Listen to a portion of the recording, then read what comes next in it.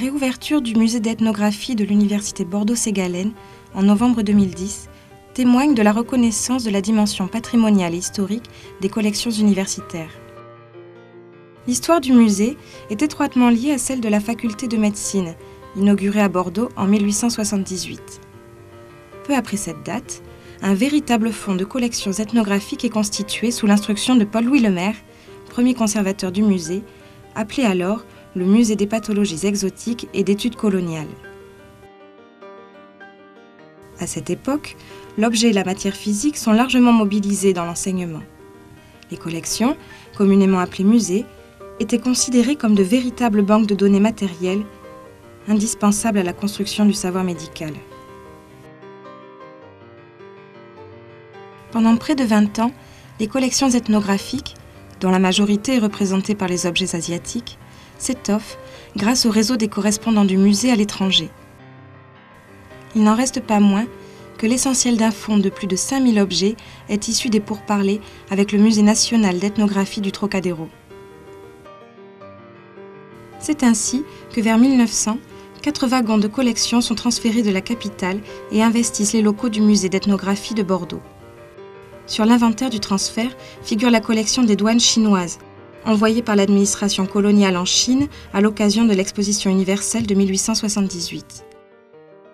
Des outils agricoles, des costumes et des accessoires, les panneaux utilisés comme échantillonniers des productions et marchandises chinoises ou à l'exportation, et les jonques. Les 17 maquettes qui illustrèrent alors les techniques navales de la Chine et 23 autres, issues des donations particulières, constituent aujourd'hui la collection de maquettes de bateaux du musée. Pendant près de 130 ans, les jonques et les autres objets extra-européens ont connu le temps des expositions dans les galeries du musée, mais aussi le temps sombre des combles et des caves. Le récent déménagement du musée et le vaste chantier des collections ont ainsi mis en lumière d'importantes altérations sur certains objets et un réel risque de perdre des précieuses informations inscrites sur leur matière. Est-ce cela la conséquence de la mise à l'eau expérimentale des jonques sur le bassin d'Arcachon? Cela fait partie d'une légende. Il ne reste pas moins que le projet de sauvegarde est rapidement lancé et les travaux de restauration débutent en mars 2009.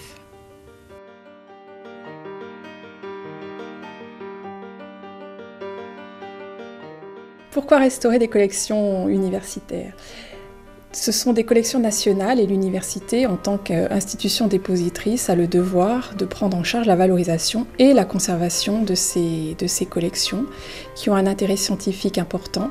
Ce sont les derniers témoins, bien souvent, de populations qui ont subi des mutations importantes depuis le XIXe siècle, le temps de la collecte.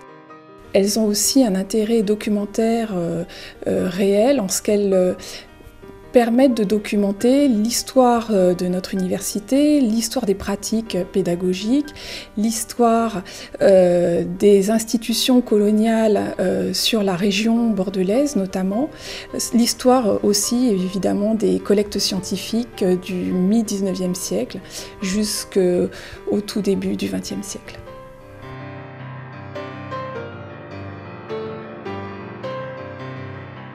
La collection de maquettes est très variée, aussi bien concernant les dimensions des maquettes, les matériaux qui ont été utilisés, les techniques pour les réaliser et leurs origines géographiques. Aujourd'hui, la restauration se soucie avant tout de conservation.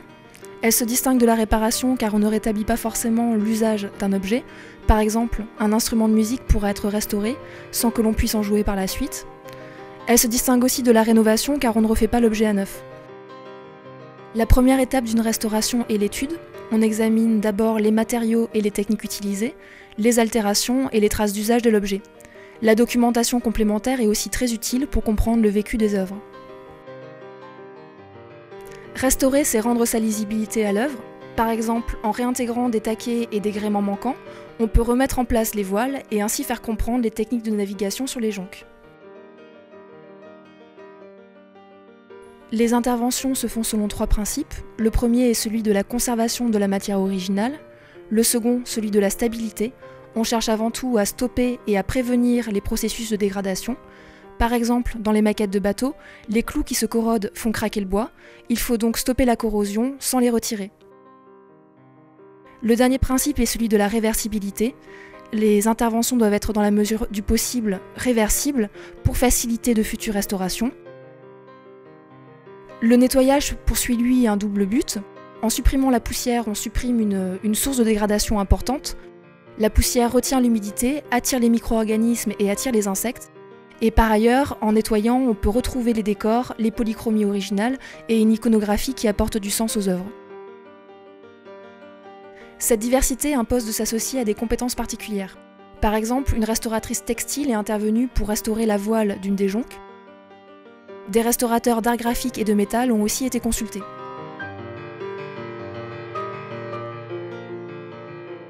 Aujourd'hui, les efforts conjugués des conservateurs, des régisseurs et des restaurateurs du patrimoine sont parvenus à redonner la vie aux collections en leur assurant les conditions de conservation optimales.